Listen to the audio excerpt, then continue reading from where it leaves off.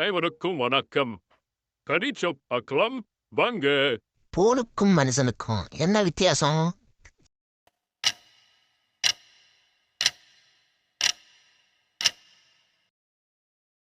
போன்ல பேலன்ஸ் இல்லைன்னா கால் பண்ண முடியாது. மனிதன் கால் இல்லைன்னா பேலன்ஸ் பண்ண முடியாது. இந்த டேபிள சாப்பிட முடியும். சொல்லுங்க பார்ப்போம். அது என்ன தெரியுமா?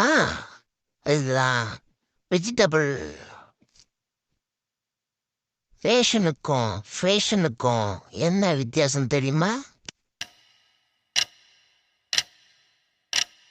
உடையில குறைஞ்சா ரேஷன், உடையில குறைஞ்சா ஃபேஷன். 3 இலைகளையும் 10 இலைகளையும் கூட்டினா என்ன வரும்?